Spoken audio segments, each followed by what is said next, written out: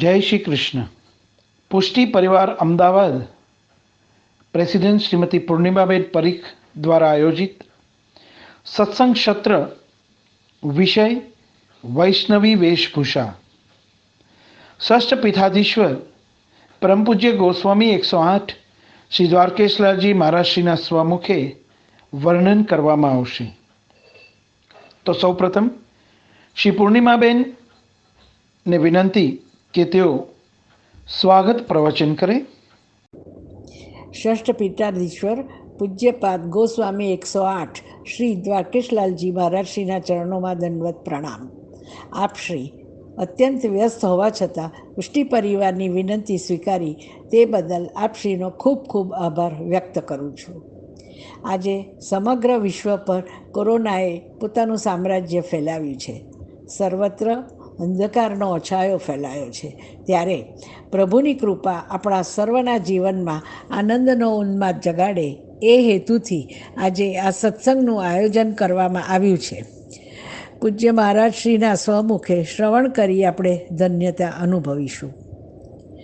આજનો વિષય વૈષ્ણવી વેશભૂષા એ વૈષ્ણવની ઓળખ છે.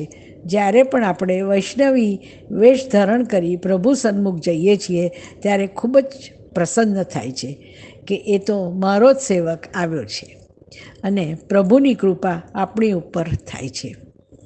આવી પડેલ વિષમ પરિસ્થિતિમાં પૂજ્ય મહારાજશ્રીએ વિપોના માધ્યમ દ્વારા અન્ન કીટ વિતરણ, વેક્સિનેશન કેમ્પ તથા ઓક્સિજન સિલિન્ડરની વ્યવસ્થા કરી સમાજને મદદરૂપ થઈ સતત પરિશ્રમ કર્યો છે. શ્રી વલ્લભાચાર્યજીના જીવન પર ફિલ્મ જેમાં પૂજ્ય મહારાજશ્રીએ અભિનય કર્યો છે તેનું પણ પુષ્ટિ ટીવી દ્વારા પ્રસારિત કરવામાં આવ્યું છે. આજના વિષય ઉપર વચનામૃત કરવા પૂજ્ય મહારાજશ્રીને આમંત્રિત કરતા અત્યંત હર્ષની લાગણી અનુભવું છું. આપ શ્રીના વચનામૃતની વર્ષા વરસાવી અમને કૃતાર્થ કરશો. મારા દંડવત. પૂર્ણિમા. ખૂબ ખૂબ આભાર. અને હવે ષષ્ઠ પીઠાધીશ્વર પરમ પૂજ્ય ગોસ્વામી 108 શ્રી દ્વારકેશલાલજી મહારાજશ્રીના શ્રી ચરણ કમલોમાં નમ્ર વિનંતી છે કે આપ શ્રી દ્વારા वैष्णवी वेशभूषा विषय हमने माहितगार करशो. आप सभी पुष्टि परिवार अहमदाबाद के सत्संगी जन जो आज अलग अलग अपने घर पे बैठकर और श्री महाप्रभु जी के उत्सव के निमित्त में पुष्टि परिवार अहमदाबाद के द्वारा आयोजित ये सत्संग को श्रवण कर रहे हैं. हाँ, ये बात जरूर है कि मैं आज हिंदी में बोला हूँ, तो आप हिंदी तो अच्छे से समझते ही हैं, तो आप हिंदी में इस सत्संग को चिंतन में रखिएगा. और इस विशेष प्रवचन को आप तक पहुंचाने के लिए पुष्टि परिवार के अध्यक्ष प्रेसिडेंट श्री पूर्णिमा परीख को बहुत बहुत अभिनंदन दे रहा हूं. पूर्णिमा बहन के कारण से ही ये विषय को लेकर मैं आप तक पहुंच पाया हूं. तो आप श्री वल्लभ के चरणारविंद में आज के उत्सव की अनेक बधाई देते हुए और अपने हृदय से, अपनी प्रसन्नता से पुरुष और माताएं बहनें सभी इस वैष्णव वेश को धारण करके अपने जीवन का प्रसन्नता से निर्वाह करें. और आप सब आरोग्यमय रहें, सुरक्षित रहें, सेफ रहें, मास्क को धारण करें, डिस्टेंसिंग का पालन करें और साथ साथ में आप ज़्यादा से ज़्यादा सैनिटाइज़र यूज़ करते हुए घर पे ही रहें और सुरक्षित रहें. यही भावना पुष्टि परिवार अहमदाबाद के सभी स्वजनों के लिए कर रहा हूँ. पुनः एक बार पूर्णिमा परीख को बहुत बहुत अभिनंदन, मेरे धन्यवाद देते हुए शब्दों को विराम दो. चरणम शरणम भवतु तव द्वारावती नरेश सुरमुनि वंदित चरण युग विरचित सुंदर वेश शिखावल चंद्रक भूषण भूषण भूषित भाल शिखंडक जित विदुभूषण व्रजभूषण पदलास्य दीप्ति भव भीति विहरणम व्रजजन मानस हंस हरतु मम तापम चरणम भक्तौघ कल्प तरतुल्य मतीव कांतम तालांक बंधु मुखताम रसैक रूपम तैलंग तल्लज्ज मनल्प तरप प्रतापम इल्लम गारो तनयम कलयामि चित्ते शरण्याति धन्यो धरण्यां वरेण्यो वरिवर्ति गण्यो यदन्न न कोपि गतिर्विठ्ठलेशे रतिर्विठ्ठलेशे मतिर्विठ्ठलेशे सदा वै ममास्तु. प्रभुर्नंद कुमारो मे स्वामिनी वृषभानुजा कृतार्थोहम कृतार्थोहम कृतार्थोहम न संशयः. वैष्णव वेश, सिंबल्स ऑफ पुष्टि मार्ग। इस श्रृंखला में आज का हमारा विषय है वैष्णव वेश।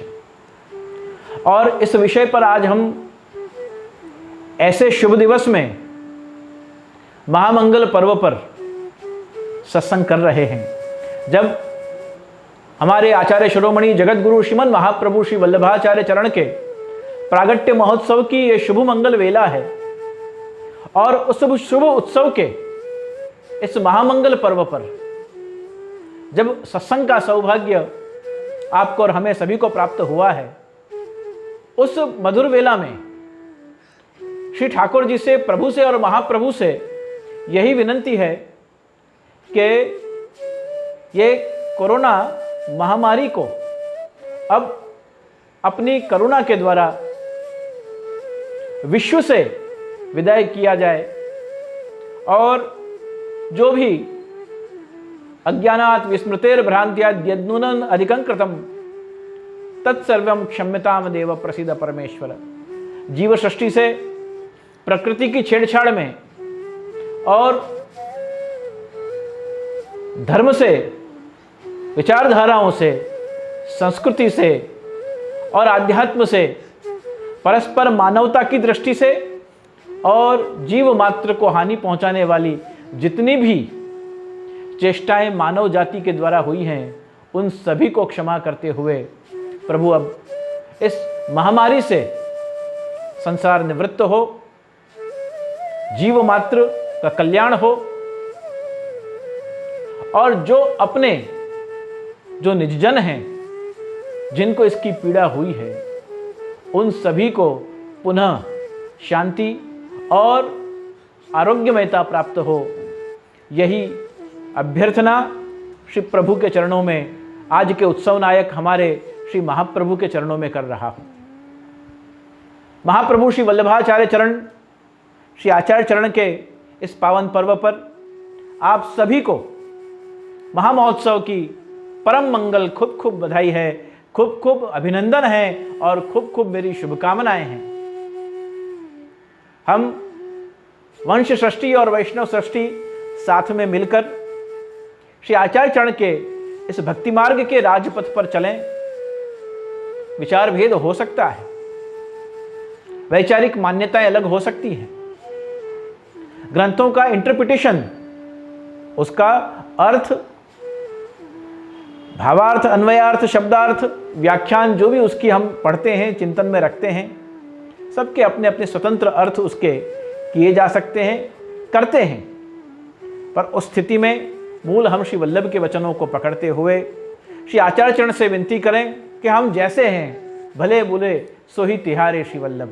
हम जैसे हैं, अज्ञानाद अथवा ज्ञानाद कृतमात्म निवेदनम आप आज्ञा कर रहे हैं, तो हम जैसे भी हैं, ज्ञान पूर्वक अज्ञान पूर्वक हमने आत्मनिवेदन किया है, तो आप स्वयं आचार्य चरण अपने प्रियतम प्रभु सहित करुणा वरुणालय अपने इस कृपा प्रसाद का दान निरंतर हम जीवों पर करते रहें, जिससे हमारी मति, हमारी गति, हमारी अभिरुचि, हमारा जीवन, हमारी बुद्धि, हमारा लक्ष्य सभी आपके चरणारविंद बने।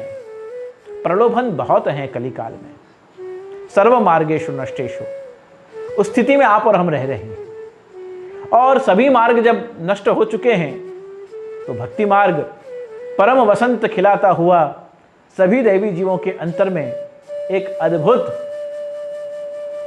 मधुर सुमनों का, रसमय सुमनों का एक उद्यान भक्तों के लिए बिछा रहा है। कैसा भी क्लिष्ट समय हो, लेकिन उस भगवदीय के हृदय में से भगवत भाव दूर नहीं हो रहा है। जिनका दूर होना था हो गया, जो कभी देवी जीव थे ही नहीं, उनका होना था वो हुआ, वो भगवद इच्छा मान ले। लेकिन जो भगवदीय हैं, उनकी कसौटी भी हो रही है, उनकी परीक्षाएं हो रही हैं, आरोग्य से भी हो रही हैं, आर्थिक दृष्टि से भी हो रही हैं, सामाजिक, पारिवारिक, मानसिक रूप से भी हो रही हैं। लेकिन उन सब पारावार कष्टों में से दृढ़ाश्रय के कारण, अनन्यता के कारण और समर्पण भाव का वो निरंतर स्मरण होने के कारण, निवेदनम तु स्मर्तव्यम, उस सिद्धांत से अगर विचार करें तो निरंतर जो हमने अपने आप को श्री प्रभु के चरणों में सौंपा है, उस न्याय से, उस सूत्र के आधार पर निरंतर उसका चिंतन करते हुए, उस दास भाव को हृदय में धारण करके जब हम जीवन जी रहे हैं, तो काल, परिस्थिति और ये फ्लक्चुएशंस, ये उतार चढ़ाव हमें परेशान कर सकते हैं, लेकिन भगवदीय को कभी वो विचलित नहीं कर सकते हैं। अभाव की और उसका कभी भी अपना मन बुद्धि कभी भी प्रोत्साहित नहीं होता है। भावपूर्ण हृदय से उसको भी प्रभु की इच्छा, प्रभु की लीला का अंग समझकर और वो स्वीकार कर लेते हैं, और दृढ़ाश्रय होते हुए कि मुझे पुष्टि पुरुषोत्तम, मेरे नाथ, मेरे प्रभु, मेरे गुरु श्री वल्लभ उसको अवश्य ठीक करेंगे, अवश्य रूप से पुनः परिस्थिति सुचारू रूप से होगी और हम सभी सामान्य रूप से पुनः भगवत सेवा में हाथ पवित्र करेंगे। अस्तुतावत ज़्यादा विस्तार नहीं कर रहा हूं, लेकिन आज का जो हमारा मूल विषय है वो उत्सव की मंगल बधाई आप सभी को देते हुए मूल विषय में अगर हम प्रवेश करें तो वैष्णव वेश, वस्त्र परिधान करना, ये केवल एक सुशोभन या केवल वस्त्रालंकार आदि का धारण करना, ये केवल एक बाह्य शोभा या आडंबर नहीं है।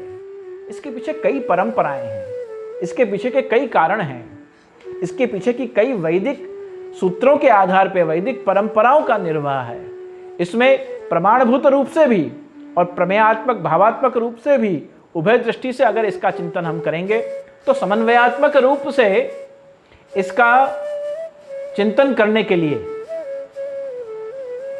हमें कई अलग अलग प्रकार की परंपराओं को, इतिहास को और साथ साथ में फ्लैशबैक में प्राचीन काल में इन वेशभूषाओं का और इस प्रकार के वेश का कैसे मंगल प्रारंभ हुआ और कैसे आज हमारे जीवन में वो कभी फैशन का रूप ले लेती हैं, वो वेशभूषा कभी कभी परंपराओं का रूप लेती हैं, वो वेशभूषा कभी कभी सुशोभन उत्सव महोत्सव आदि प्रसंगों में प्राचीन क्रम का आग्रह जिनको है, उन परिवारों में, उन घरों में अलग अलग प्रकार से उस परंपरा का भी निर्वाह के रूप में उसको स्वीकार किया गया है। तो हम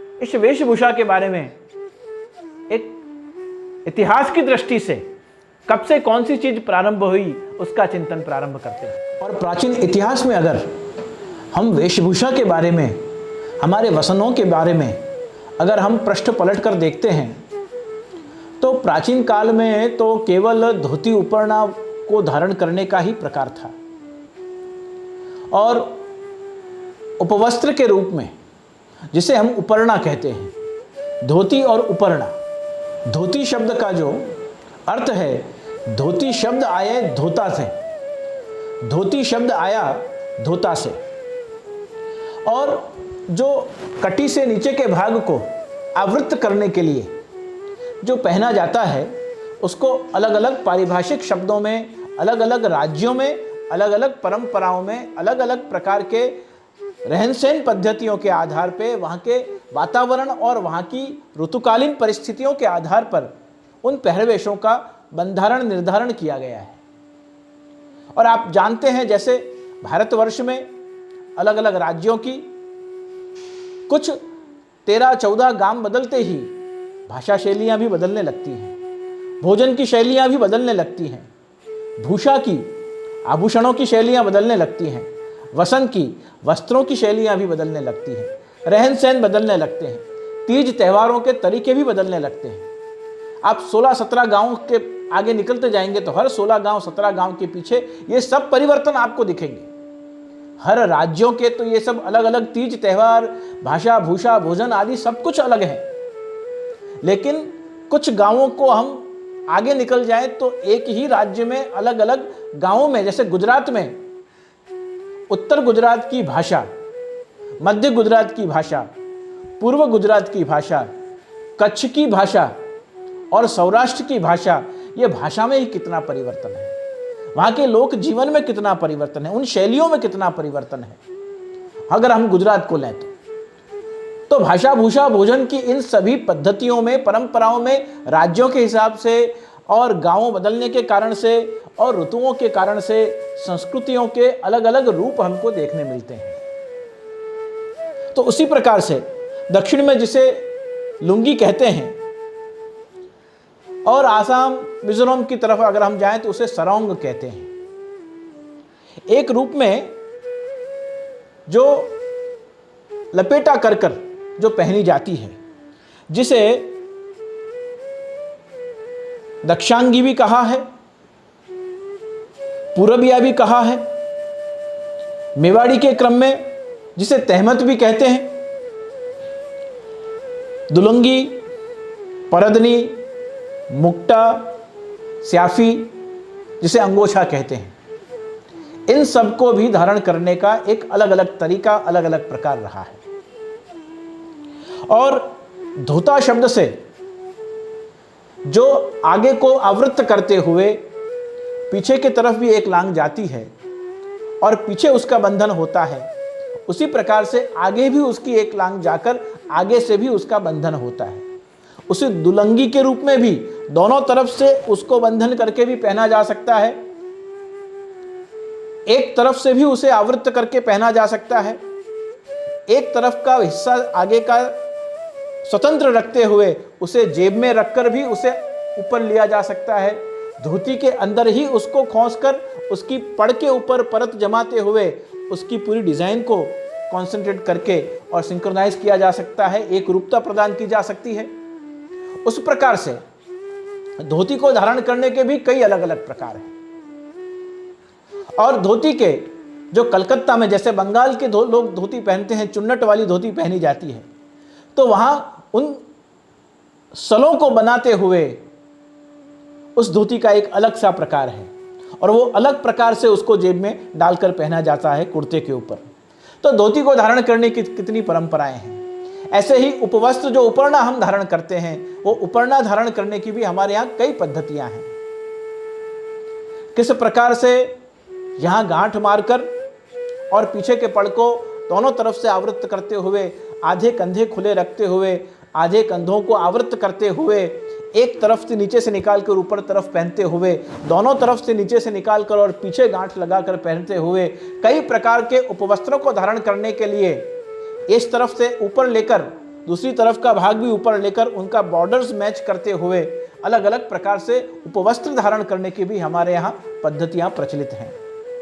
प्राचीन काल में जिस वस्त्र में सुई लगी है, सुई धागा से जो पिरोया गया है, ऐसे सुई धागा का संसर्ग जिस वस्त्र को हुआ है अथवा जो सिए हुए वस्त्र हैं, उनको धारण करके प्राचीन काल में कोई भी वैदिक कर्म नहीं किया जाता था। यज्ञ यागादिक हैं या कोई भी वैदिक कर्म है, उनको नहीं किया जाता था। और इसीलिए प्राचीन क्रम ये था कि हमारे यहाँ उपरना जिसमें सुई दोरा नहीं लगा है, जिसको सीवट नहीं आई है, उनकी कोर भी गोटी नहीं जाती थी। कोर को भी कट करके उनको पाइपिंग लगाना या कुछ अलग उसको अलंकरण करना, ऐसा नहीं होता था। और धोती को भी ओटे बिना की रखी जाती थी, उसको ओटन नहीं आती थी। तो जिसमें सुई और दोरा का उपयोग हुआ है, वो वस्त्र धारण करके वैदिक कर्म नहीं होता था। और उसे हम और हमारे पूर्वज ऐसे ही वस्त्र धारण करते थे जिसमें सुई दोरा का उपयोग नहीं हुआ हो, जिसमें कोई भी प्रकार की सीवन नहीं हो, उसे धारण करके ही भगवत सेवा में जाते थे। क्योंकि भगवत सेवा भी पूर्ण रूप से हमारे यहाँ वैदिक प्रकार से मानी गई है और वैदिक परंपराओं का निर्वाह करते हुए मानी है। जैसे वैदिक परंपराओं में वस्त्र धारण करने के लिए, वसनों के लिए कहा गया है कि जिसको नीचे से हम धारण करते हैं, जैसे पैंट है या शॉर्ट्स हैं या बरमुडा है, वो नीचे से पहनते हैं, पजामा है, तो जिनको नीचे से धारण किया जाए या जिनको ऊपर से पहना जाए, ऐसे प्रकार के वस्त्रों को पहनकर वैदिक कर्म करने निषिद्ध माना गया है। जिसको हम आवृत्त कर सकें, जिसको हम ऐसे पहन सकें,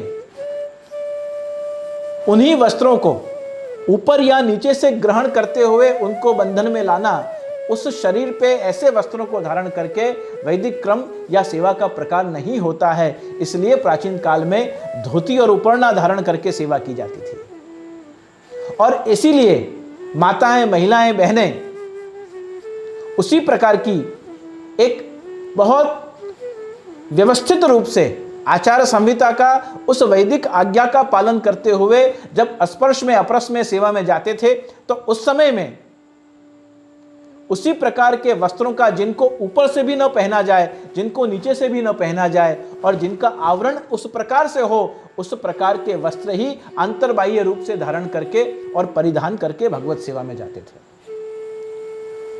तो ये सब छोटी छोटी बातें जो बहुत महत्व की हैं कि जैसे सिले हुए वस्त्र पहन के नहीं जाना चाहिए या ऊपर नीचे से धारण करने वाले वस्त्रों को नहीं पहनना चाहिए, उसी प्रकार से जो गोपाल आराधन का क्रम है उसमें तो यहां तक कहा गया है कि जो धोती आप धारण करके भगवत सेवा में जाते हैं, उस धोती की किनार श्याम काली नहीं होनी चाहिए।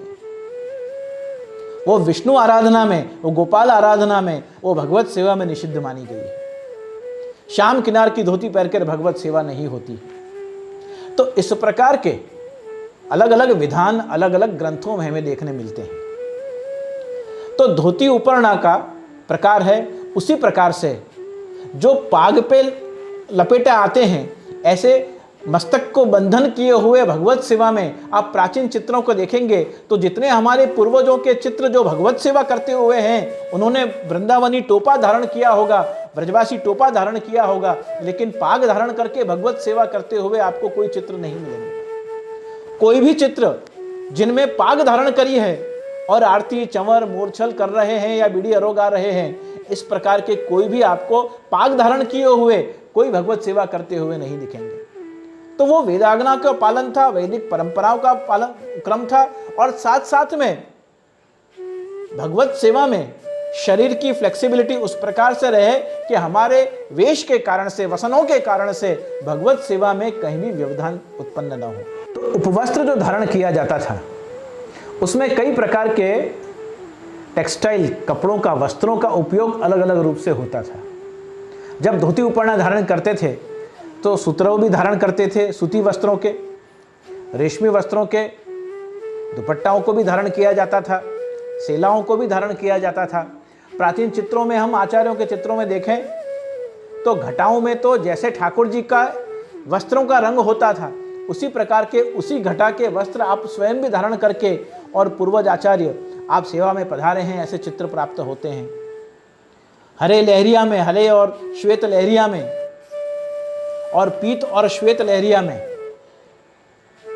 श्री बालकृष्ण जी तृतीय पुत्र और श्री यदुनाथ जी षष्ठ पुत्र विराजे हैं, ऐसे भी चित्र प्राप्त होते हैं। तो लहरिया के भी धोती उपरना धारण करके पधारते थे। तो उस प्रकार के रेशमी अलग अलग वस्त्रों के और अलग अलग प्रकार के सेलों को और दुपट्टाओं को, इस प्रकार के मुक्ताओं को धारण करके और सेवा में पधारते थे। लेकिन धारण कैसे करते थे? धोती और उपरना के रूप में ही धारण करते थे। श्री आचार्य चरण श्री महाप्रभु जी के हम दर्शन करें तो केवल मलमल के धोती उपरना में विराजे हुए परम सात्विक रूप से आप केवल धोती उपरना में दर्शन देते हैं। लेकिन कालांतर में धीमे धीमे अंग हमारा न दिखे और सेवा में और सेवा के अनवसर काल में हम अपने नित्य दैनिक जीवन शैलियों में धीमे धीमे अंगरक्षी, जिसको आज हम अंगरखी कहते हैं, कई लोग जिसे बंडी कहते हैं, जो 4 तनियों वाली होती हैं या 2 कस वाली, 2 तनियों वाली भी धारण की जाती है। तो 4 तनियों वाली या 2 तनी वाली जो अंगरक्षी, जो अंगरखियां हैं, उनको फिर धीमे धीमे धारण करने का प्रकार आया और उनको धारण करके भगवत सेवा में, मनोरथों में और प्रवास आदि क्रमों में, शीतकाल आदि क्रमों में जब विशेष रूप से आचार्य परिवारों ने प्रवास करना प्रारंभ किया, तब पहले गाड़ियां तो थी नहीं, तो हाथी पे, घोड़ों पे, रथों में जब आप प्रवास करते थे और शीतकाल हो, उष्णकाल हो, वर्षा का समय हो, आप निरंतर आचार्य सब प्रदेश में प्रवास में पधारते थे। तो ऐसे समय में अंगरक्षी धारण करके और अपने शरीर को आवृत्त करते हुए, जिससे शीत का या ग्रीष्म का असर शरीर पे न हो, इसलिए अंगरखियों का प्रारंभ हुआ और उन अंगरखियों को, उन बंडियों को धारण करके फिर धीमे धीमे हम सेवा में भी आप और हम जाने लगे। फिर उपरना का जो उपवस्त्र है, उसका स्थान फिर धीमे धीमे कंधों पे आने लगा, या इस प्रकार से ओढ़कर किया जाने लगा। अलग अलग तरीकों से उपवस्त्र को धारण करके कोई उसे खोलकर बंडी के ऊपर धारण करना प्रारंभ किया। जैसे अपनी अपनी रुचि, अपना अपना धारण करने का तरीका, अपना अपना शौक और अपनी अपनी सूझ उस वस्त्रों को कैरी करना आना चाहिए। जो फैशन डिजाइनर्स होते हैं वो वस्त्र उस प्रकार से, उस कॉस्ट्यूम्स को उस प्रकार से डिजाइन करते हैं। वो डिजाइन करना बहुत एक्सपेंसिव फैशन डिजाइनर को हायर किया आपने, और उसने अच्छे से अच्छा आपका कॉस्ट्यूम डिजाइन भी किया, हाईएस्ट आपने उसे पे भी किया। लेकिन जब आप उसे पहनते हैं, how you carry that dress, आप उसे कैसे कैरी करते हैं, उसके ऊपर उसके मूल्य का और उसकी मेहनत का, आप कैसे उसे कैरी करते हैं, उसके ऊपर उसका आधार है। महंगा पहन लेने से सुशोभन नहीं होता। आप बहुत सादगी से अगर अच्छे तरीके से वस्त्र को धारण करते हैं तो उसकी शोभा द्विगुणित हो जाती है। और महंगा सा महंगा पहनने के बाद भी आपको उसे कैसे कैरी करना है, उसका अगर ज्ञान नहीं, सूझ नहीं है, तो धारण करने के बाद भी वो आपके ऊपर उठता नहीं है। उसका जो सौंदर्य है उस वस्त्र का या उस कारीगरी का, जो एक सुंदरता का दर्शन हमें होना चाहिए, वो नहीं हो पाता है। तो how you carry that costume, उसके ऊपर उसकी बहुत महत्वता रहती है। तो ठाकुर जी की हम सेवा में जब जाते हैं तो सेवा में जाने के समय में धोती, उपरना और अंगरखी पहनकर हम धीमे धीमे जाने लगे।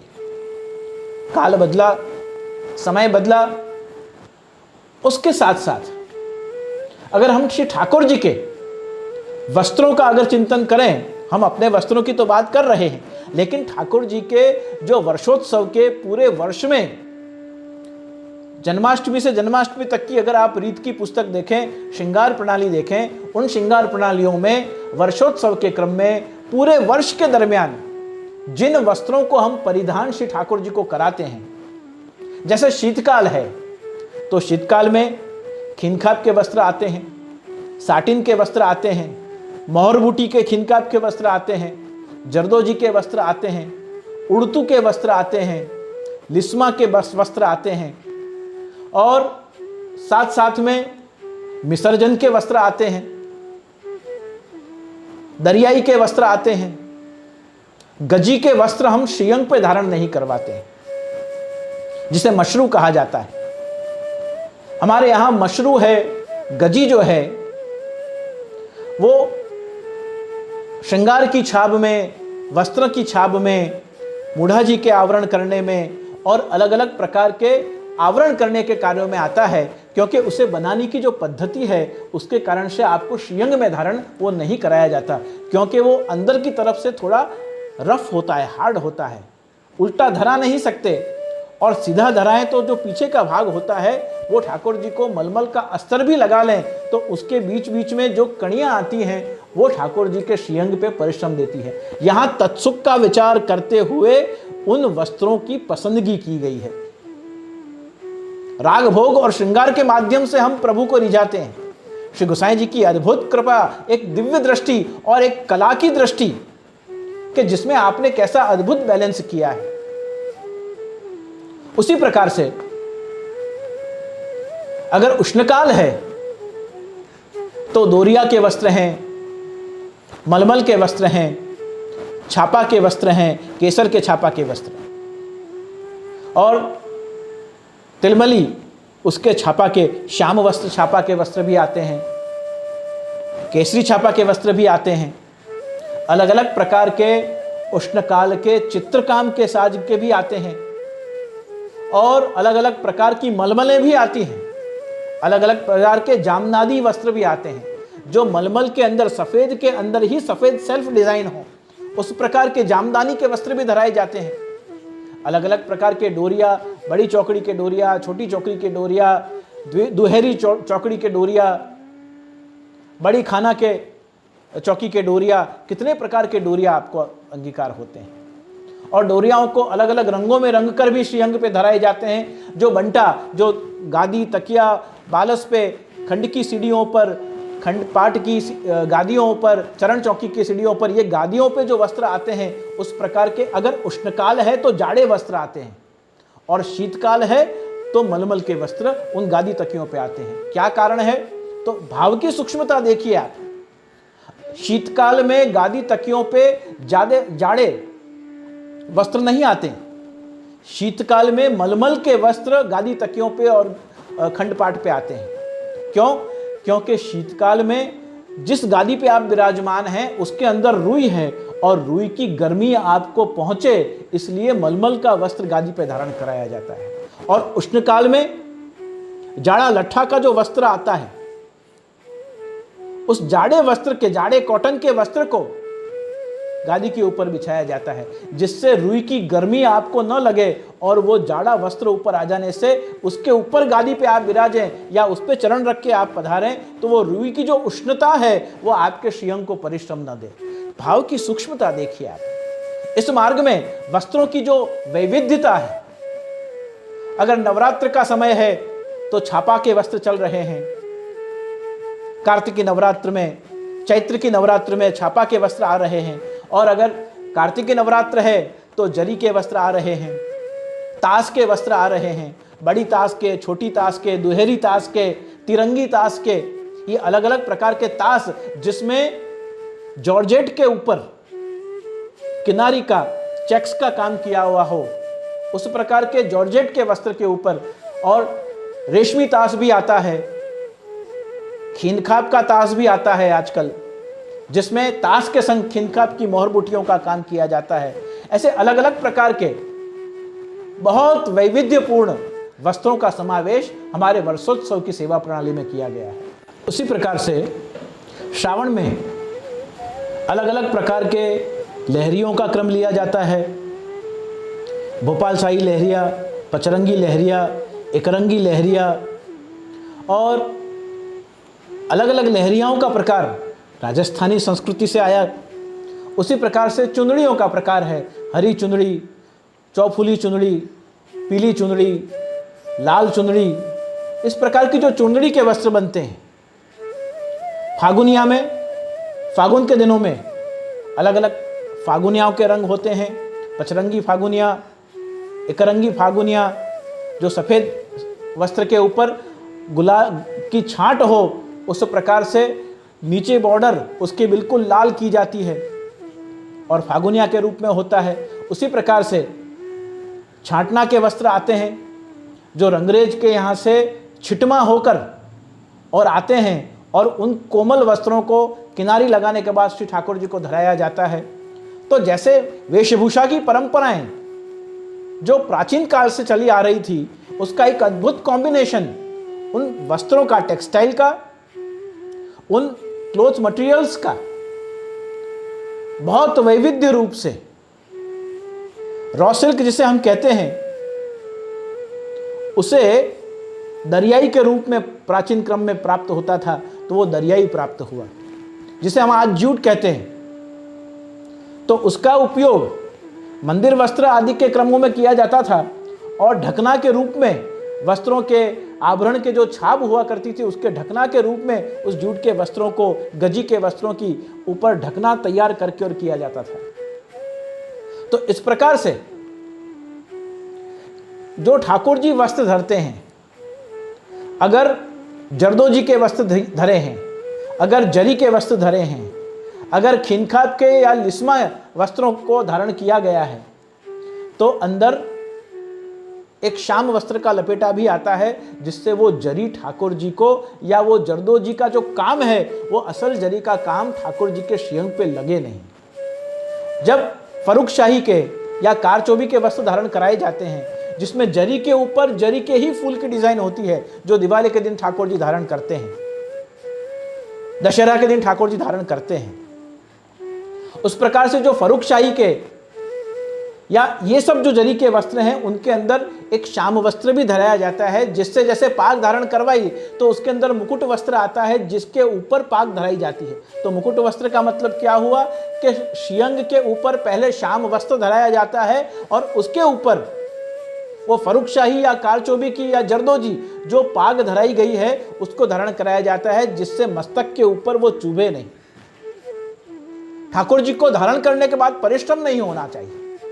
तो ठाकुर जी के वस्त्रालंकार की शोभा केवल बाह्य रूप से नहीं है, आंतरिक रूप से उसका भावात्मक पक्ष भी है, और भावात्मक पक्ष का समझना हमें बहुत जरूरी है। जैसे जैसे ठाकुर जी के वस्त्र हैं उस प्रकार के वस्त्र अगर श्री स्वामिनी स्वरूप से, अगर जो वल्लभ बालक जिनके माथे ठाकुर जी विराज रहे हैं वो धारण करके अगर सेवा में जाते हैं, उनको देखकर देखा देखी कर कर वैष्णवों को या स्टाफ के कर्मचारी को, सेवकों को, मुखिया जी आदियों को उस प्रकार से बालक के रूप में जो आचार्य जो धारण करके गए हैं उस प्रकार के वस्त्र वेशभूषा धारण नहीं करनी चाहिए। विधि निषेध का भी हमें थोड़ा ज्ञान होना चाहिए और उसका संतुलन हमारे जीवन में होना चाहिए, क्योंकि यह भावात्मक क्रम है। आचार्य जो पधारे हैं सेवा में वो श्री स्वामिनी स्वरूप से पधारे हैं। उन्होंने उन वस्त्रों को, उन्हीं रंगों को इसलिए धारण किया है क्योंकि आप अलग स्वरूप से कड़ा पहन के क्यों आरती की जाती है, माथे पर वस्त्र धारण करके प्राचीन काल में क्यों आरती की जाती थी, क्योंकि श्री जशोदा जी के भाव से आरती हो रही है। तो इन सब के पीछे बहुत अलग अलग विषय हैं जिनका चिंतन किया जा सकता है। तो वस्त्र के प्रकार में तो गादी, तकिया और जो बंटा का साज आता है, उसी प्रकार से उष्ण काल में शैया जी की सेवा अलग प्रकार से होती है, शीतकाल में अलग प्रकार से होती है। उसका विस्तार नहीं करते हैं। लेकिन ठाकुर जी को जो वस्त्र परिधान कराए जा रहे हैं वो श्रावण के, फागन के, उष्णकाल के, बरखा ऋतु के और इस तरफ शीतकाल और जितनी ऋतुओं का संधि काल है उनके प्रकार से ठाकुर जी को अलग अलग ऋतुओं में अलग अलग प्रकार के अलग अलग पैटर्न्स के वस्त्र धारण कराए जाते हैं। ये वस्त्र की बात हुई, ये हम टेक्सटाइल की, उन क्लोथिंग की बात कर रहे हैं। अगर ठाकुर जी के वस्त्र जो परिधान कराए जाते हैं, अगर उष्णकाल है तो उसमें काछा टोपी के श्रृंगार होंगे, उसमें सुथन पटका के श्रृंगार होंगे, उसमें दो टुक को पिछोड़ा, बरो पिछोड़ा, दोनों पिछोड़ाओं के श्रृंगार होंगे, उसमें परदनी के श्रृंगार होंगे, धोती उपरना के श्रृंगार होंगे, उसमें जिसमें चोली ऊपर धराई जाए वो श्रृंगार नहीं होंगे। और वस्त्रों का संकलन भी मलमल के कोमल वस्त्रों के कारण से किया जाएगा। जैसे तनिया का श्रृंगार किया तो उसके ऊपर तनिया में ठाकुर जी के दर्शन नहीं खुलेंगे। जब दर्शन खुलेंगे तब उसके ऊपर खासा का आड़बन धरा देंगे। खासा का आड़बन का मतलब क्या हुआ? गुलाब जल में मलमल का जो वस्त्र है उसको भिगोकर और गीले वस्त्र को शींग पे धराया जाता है। आज अति शोभित नंदजू को छगन मगनिया, ऊपर विराजत खासा को आड़बंद और भीतर झलकत तनिया, आज अति शोभित नंदजू को छगन मगनिया। तो इस प्रकार से उष्ण काल का क्रम लिया गया। ऐसे ही श्रावण में, फागुन में, शीतकाल में अलग अलग प्रकार से वस्त्र के अंदर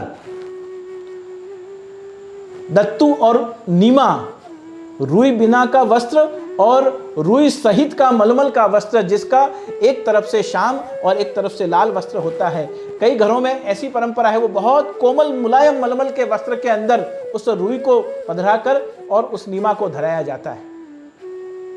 कई घरों में प्रबोधनी से श्री गोसाई जी के उत्सव तक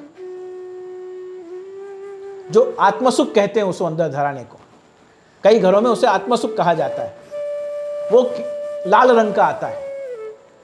फिर श्री गोसाई जी के उत्सव से और वसंत पंचमी तक केसरी रंग का आता है और वसंत पंचमी से डोल पर्यंत श्याम रंग का आता है। ऐसे 3 रंगों के आत्मसुख भी धराए जाते हैं। तो इस प्रकार से वस्त्रों का बहुत वैविध्य श्री ठाकुर जी की सेवा में है। शीतकाल में चाकदार वस्त्र धराते हैं, घेरदार वस्त्र धराते हैं, अंतरवास का पटका धराते हैं, कटी का पटका धराते हैं, स्कंद धराते हैं, बटन धराते हैं और साथ साथ में अलग अलग प्रकार के बंध धराते हैं। बंध के साथ साथ बहुत अलग अलग प्रकार की खिड़की की पाग धराते हैं, कुल्हे की पाग धराते हैं, गोटी की पाग धराते हैं। ऐसे ही श्रीमस्तक पर जो एक छोड़ वाला होता है उसे हम फेंटा कहते हैं, 2 छोड़ वाला होता है उसे दुमाला कहते हैं। वो मध्य का दुमाला भी धरते हैं, ग्वाल पघा भी धरते हैं, खूंप, किरीट आदि ये सब मस्तक के श्रृंगार हैं। पागों के कितने सब प्रकार हैं। जैसे हमने अभी जाना चक्रीदार पाग हैं, गोल पाग हैं, लपेटा की पाग है, मुतक्का की पाग है, कितने प्रकार की पाग श्री ठाकुर जी को धराई जाती है। जो बाजार में तैयार मिलती है वो तो केवल सादा खिड़की की पाग है।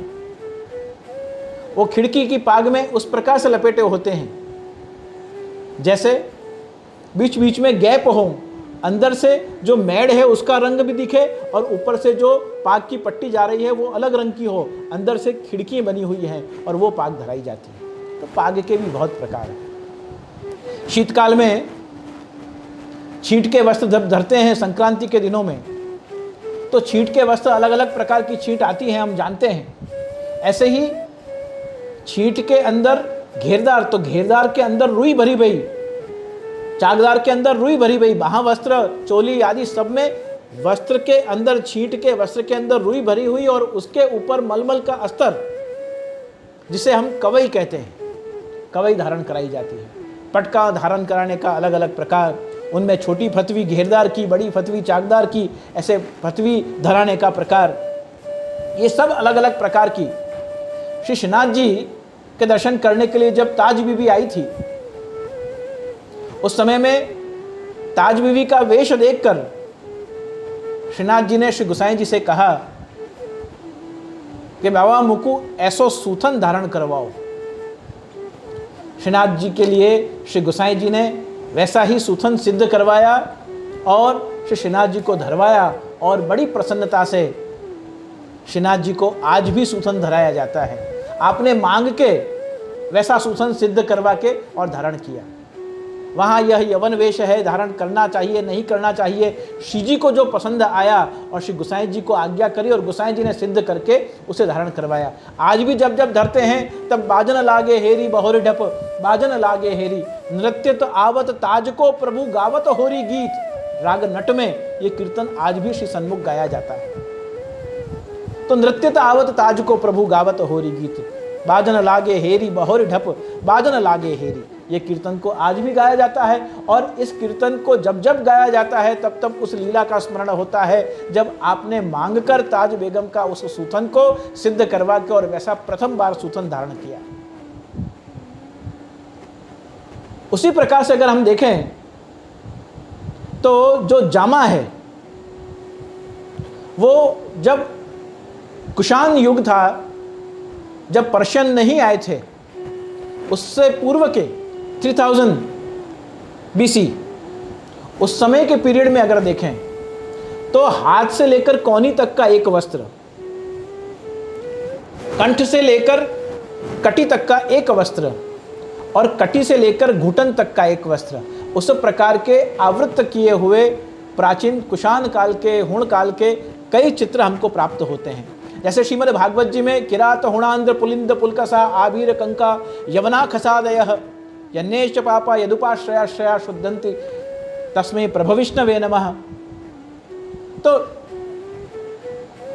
किरात हुणांद्र पुलिंद पुलकसा, उस प्रकार से किरात हुण पुलिंद पुलकस आभीर कंका यवना खसादयः, ये जितनी भी जातियां हैं, इन जातियों के अलग अलग पहरवेश हैं, इनके खान पान अलग हैं, इनकी संस्कृतियां अलग हैं, इनके अलग अलग कालांतर में इनके युग अलग अलग प्रकार के युग हैं। तो उस प्रकार के परंपराओं का उनका प्रभाव भी भारतीय वेशभूषाओं के ऊपर बहुत रूप से पड़ा। जैसे कालांतर में उस वेश को जॉइंट कर दिया गया और जब मुगल नहीं आए थे उससे पूर्व उस कुषाण काल में, फिर गुप्त काल में, मौर्य काल में अलग अलग प्रकार के वेशभूषाओं का प्रारंभ हुआ। तो उस समय में जब मुगल आए उससे कुछ समय पहले, माने अर्ली 18s में और 17वीं शताब्दी के अंत में, मुगलों ने वो जो वस्त्र था उसको कंधे के संग जॉइंट कर दिया, जो ऊपर का अचकन था उसे नीचे के घेर के संग जॉइंट कर दिया और उस प्रकार से जामा धीमे धीमे पहरवेश में उपयोग होने लगा। और जो जमनी और कस को बांधते थे वो हिंदू धर्मावलंबी थे और जिनकी कॉलर दाबी और जा रही है, तो उनको उनके पहरवेश से मालूम पड़ जाता था कि ये यमन है और ये हिंदू है।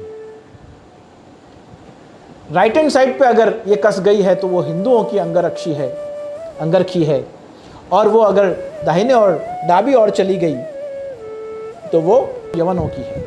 तो इस प्रकार से पहरवेश से भी उनके रहन सहन, उनकी जाति का, उनके जीवन का पता चलता था। तो जैसे शेरवानी है, तो शेरवानी का जब जन्म हुआ तब पर्शियन कैप के रूप में उसका जन्म हुआ। इसे पहले बालबा कहा गया।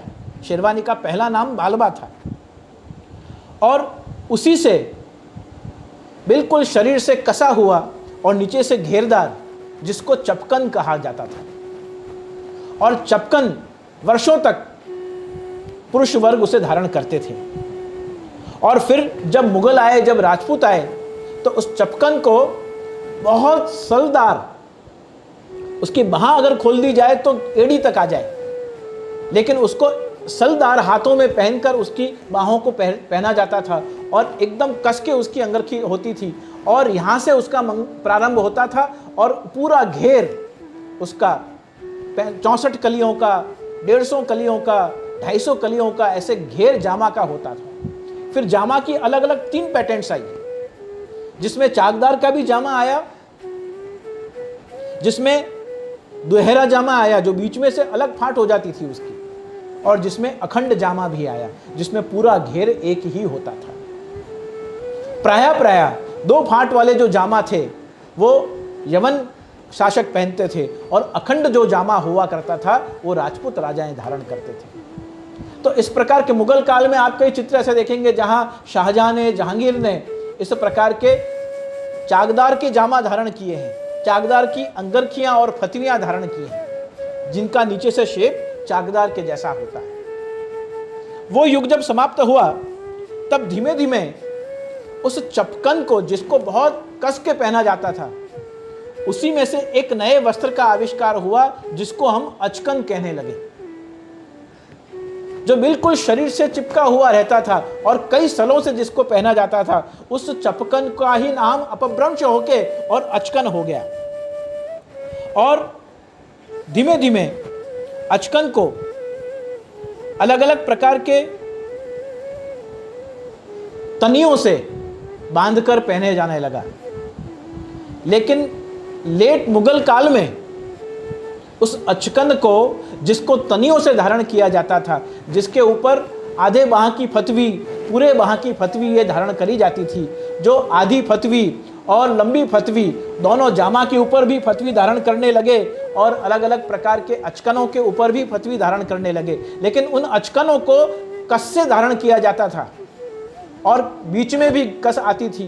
गोल गले के भी अचकन आते थे, जिसमें अंदर में एक मलमल का कुर्ती जैसा पहना जाता था, जिसमें से एक भाग में अंदर का जो कुर्ती का रंग है वो अलग तो होता था और ऊपर की गोल जो अचकन पहनी जाती थी उसका गोल घाट अलग होता था, जैसे गायकवाड़ी राजाएं धारण करते थे। मराठाओं का अलग वेशभूषा का क्रम था, पंजाब के राजाओं का एक अलग वेशभूषा का क्रम था।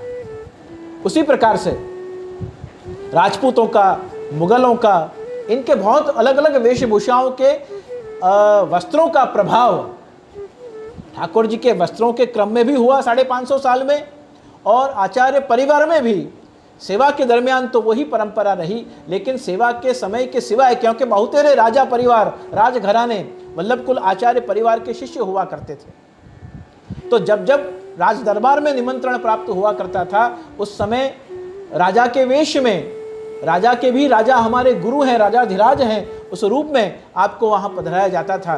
तो उस प्रकार से राजवी वेश का भी हमारे यहाँ बहुधा प्रचलन रहा है। और उसी प्रकार के जामा, शेरवानियाँ, अलग अलग प्रकार के जामा के प्रकार, अलग अलग प्रकार के फतवियों के प्रकार, दुत्तू के प्रकार अलग अलग क्रम से, और कमरबंधों के प्रकार, अलग अलग आभूषणों के प्रकार, अलग अलग पाग और साफा के प्रकार, अलग अलग प्रकार के वस्त्रों के, अलग अलग चरणारविंद में धारण करने की मोजड़ियाँ और अलग अलग प्रकार के पादुकाओं के प्रकार बहुधा 500 साढ़े 500 सालों में एक बहुत विशाल रूप से वस्त्र परिधान करते हुए इन परंपराओं को हम देख सकते हैं। और इतना वैविध्य, इतने अलग अलग रंगों का समावेश, जो पारिभाषिक शब्दों से जिन वस्त्रों के रंग हमारे यहाँ धारण कराए जाते हैं वो रंग भी सामान्य रूप से अन्यत्र प्रचलन में नहीं है। जैसे सुआ पंखी है, जैसे समुद्री है, जैसे अरगजाई है, जैसे कबूतरी है, जैसे अधरंग है। इस प्रकार के रंगों का भी एक अलग से पूरा जगत है पुष्टि मार्ग में। कितना वैविध्य, रंगों का वैविध्य, वस्त्रों का वैविध्य, उन वस्त्रों के अलग अलग जिस प्रकार के ऋतुकालीन वस्त्र हैं उन वस्त्रों को धारण करवाने का वैविध्य, चरणारविंद में धारण कराने का वैविध्य अलग है, मस्तक पे श्री ठाकुर जी को धारण कराने का वैविध्य है। ऐसे अलग अलग काल में आप देखें तो हर युग में जिस प्रकार का शासक, जिस प्रकार का शासन, जिस प्रकार का राज्य, जिस प्रकार की प्रचलित संस्कृति और जिस प्रकार का ट्रेंड चल रहा था, उस एग्जिस्टिंग ट्रेंड को भगवत सुखार्थ किस प्रकार से विनियोग कराया जा सके उसका समन्वय करते हुए पूर्वाचार्यों ने अद्भुत प्रकार से उसका समन्वय सेवा प्रकार में भी किया और स्वयं की जीवन शैली में भी बहुत कोई भी प्रकार के डिस्क्रिमिनेशन बिना, भेदभाव के बिना भगवत सुख का ध्यान रखते हुए उस वैविध्य को, उस विविधता के प्रकार को बहुत मुक्त हृदय से स्वीकार किया गया है। तो इस प्रकार से 18th में जब हम आगे आए तो उस समय ब्रिटिशर्स आए और ब्रिटिशरों ने शेरवानी का एक अलग प्रकार, जो अचकन तनियों से बांधी जाती थी मुगल काल में, फिर वहाँ में उसमें बटन्स ऐड होते गए तनियों के जगह पे, क्योंकि हिंदू तनियाँ धारण करते थे तो इन्होंने उसको बटन में परिवर्तित करवाया। और बटन में परिवर्तित करवाने के बाद जब मुगल पीरियड पूरा हुआ और ब्रिटिश पीरियड शुरू होने की तैयारी में था अर्ली 18th में, तो 18th में ब्रिटिशर्स के आने के बाद ही निज़ाम और ब्रिटिश ड्यूक्स इनने फिर से शेरवानी को बहुत अलग अलग प्रकार से डिज़ाइन करवाया। और जब इन लोगों ने अलग अलग प्रकार से वेस्टर्न ब्लेजर्स के रूप में शेरवानी का कॉम्बिनेशन करवाते हुए जिस प्रकार से वेस्टो ईस्टर्न टैक्सिडो को अलग प्रकार से जब प्रस्तुत किया, जिसमें वेस्टर्न इंडो झलक देते हुए टैक्सिडो को तैयार किया गया। और फिर जब ब्रिटिशर्स के जाने का वक्त आया उस समय में पहरवेश के रूप में, हिंदू पहरवेश के रूप में शेरवानियों को स्वीकार किया गया। उस समय हम देखते हैं 45 में 50s में आप देखिए तो बहुधा कुर्ता धोती का और शेरवानियों का युग आ चुका था, तो उस प्रकार से शेरवानियाँ धारण करने लगे। फिर जब स्वदेशी आंदोलन शुरू हुआ तो शेरवानी के ऊपर भी, कुर्ते के ऊपर फिर जैकेट्स आ गए। तो इस प्रकार से एक जर्नी का अगर हम चिंतन करें तो उस जर्नी में शेरवानी से हम जैकेट तक पहुँचे। फिर अलग अलग प्रकार के मस्तक पे धारण, सिर पे धारण करने की हमारी वेशभूषाएं परंपरा में रही। और उसमें मौर्य काल में जैसे केश बंधन के साथ पगड़ी को बांधा जाता था, गुप्त काल में, मौर्य काल में, तो मौर्य काल में जैसे केश के संग जिसने अंबोड़ा सीधा बांधा है वो तो स्वयं राजा बांध सकता था या राज परिवार का कोई बांध सकता था या फिर कोई पूज्य आचार्यवर होता था जो ब्रह्मज्ञानी होता था, जो राजा का भी मार्गदर्शक गुरु होता था, वो उस प्रकार की सीधी अंबोड़े वाली पाग धारण कर सकता था। उसके अलावा कोई दाहिनी ओर, कोई इस ओर, इस प्रकार से या कोई पीछे की ओर, जिस प्रकार से उस अंबोड़ों को बांधा जाता था उस प्रकार से वो किस ज्ञाति का है, किस धर्म का है, किस औहदे पर है, उस प्रकार से उसकी पग पाग को देखकर, जिसका नाम पग होता था, पग के रूप में पग से ये पाग शब्द आया है। तो उस प्रकार से मौर्य काल में उसकी दिशाओं को देखकर किस ज्ञाति, धर्म और किस प्रकार के औहदे पर वो है उसका दर्शन कराया जाता था, उसकी पहचान हुआ करती थी। ऐसे ही पाग के रूप में जब बंधन करके पाग को बांधा जाता था तो वो बांधिया कहे जाते थे जो राजपूत राजाओं को पाग बांधने के लिए आया करते थे। और उसी प्रकार से जब अन्य राजाओं का शासक आया, मैं बहुत डिटेल में नहीं जा रहा हूँ, नहीं तो बहुत विस्तार हो जाएगा, लेकिन फिर किरीट मुकुटों का समय आया। राजाएं और अलग अलग ओहदे पर रहने वाले लोग अलग अलग प्रकार के पाग के ऊपर किरीट पहनने लगे। फिर स्वतंत्र रत्नजड़ित किरीटों को धारण करने का, मुकुटों को धारण करने की एक परंपरा आई। और उसके बाद धीमे धीमे जब मुगल काल आया, तब मुगल काल और राजपूत काल के समान साथ में चलने के कारण से मुगल पाग अलग हुई और राजपूतों की हिंदू पाग अलग हुई। और दोनों पाग के ऊपर जो आभूषण जो धारण करते थे उसका अलग अलग मापदंड नक्की किया गया। जैसे पाग के ऊपर पहनने के भी 10, 12, 15 प्रकार के आभूषण हुआ करते थे।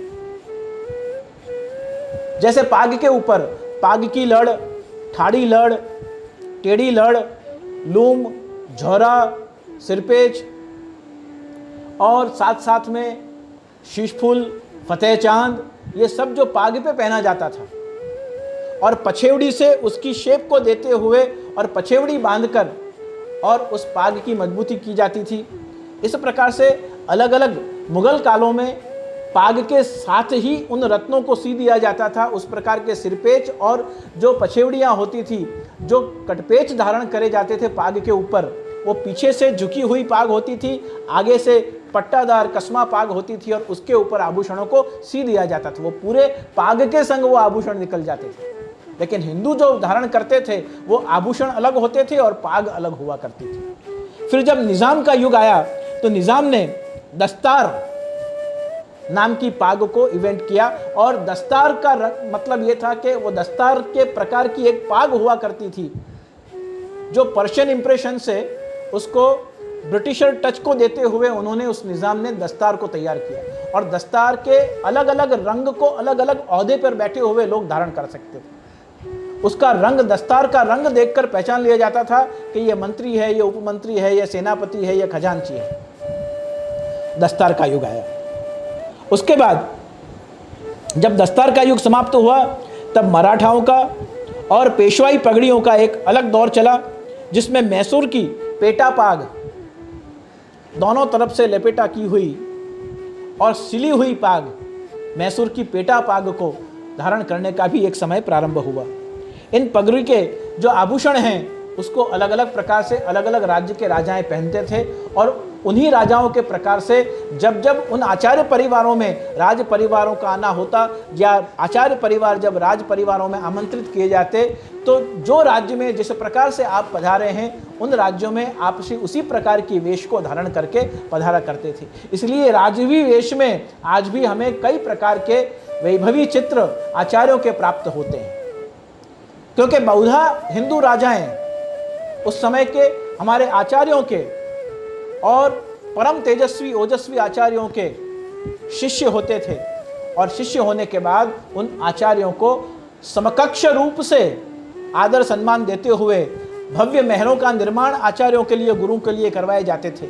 और उसी प्रकार के वेशभूषा, आभूषण आदि भेंट सौगात प्रदान करके और आप श्री को राजमहलों में निमंत्रण किया जाता था। ये परंपराएं थी, ये वेशभूषाएं थी। तो इस प्रकार से हमने अलग अलग पागों की, वस्त्रों की, कालांतर में किए हुए अलग अलग प्रकार के वस्त्रों के प्रकार की चर्चाएं करी हैं।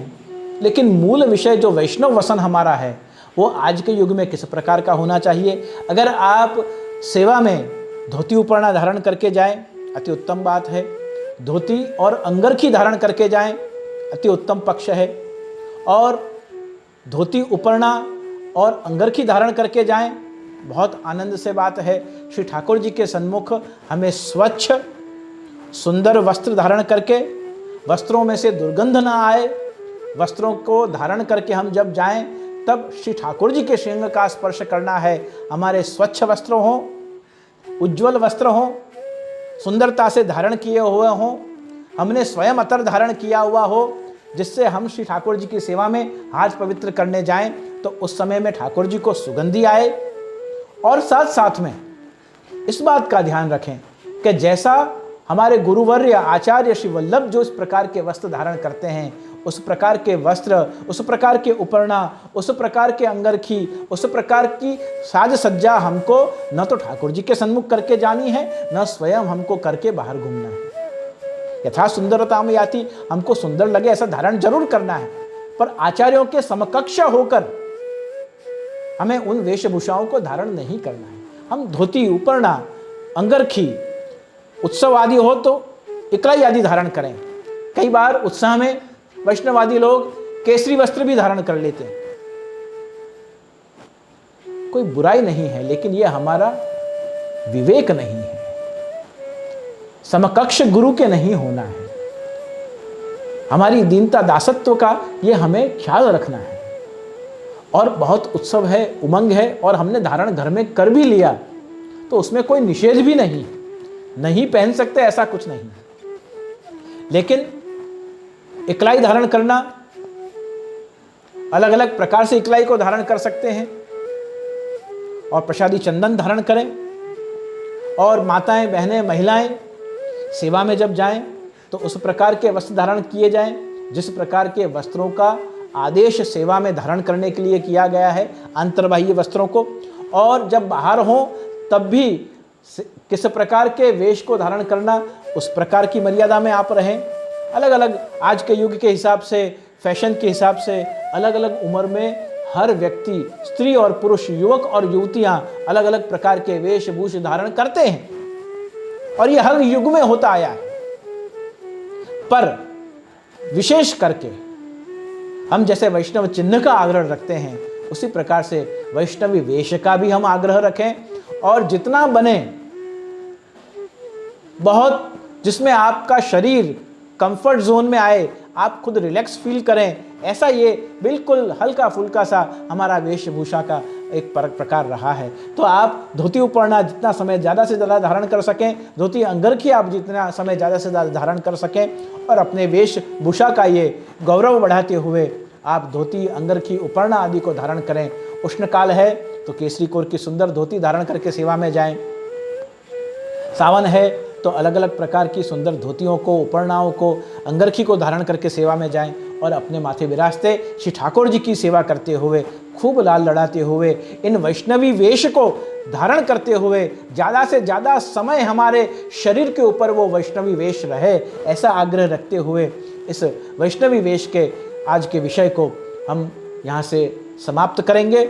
और पुनः एक बार आप सभी को महाप्रभु श्री वल्लभाचार्य चरण के इस दिव्योत्सव की, इस प्रागट्य महोत्सव की, इस महामंगल पर्व की पूरी पूरी बधाई, अनेक अनेक अभिनंदन देते हुए अपनी प्रसन्नता व्यक्त कर रहा हूँ। संक्षेप में कई विषय छूट गए हैं और कई विषय अभी इसका विस्तार करना बाकी है, लेकिन समय मर्यादा के कारण मैं इस विषय को यहीं पूर्ण कर रहा हूँ। तो आप सभी वैष्णव वेशभूषा से सज्ज रहें और प्रभु और महाप्रभु की प्रसन्नता का कारण बने, यही मंगल कामना करता हुआ अपने वाणी से विराम ले रहा हूँ। शुभम भवतु, कल्याणमस्तु।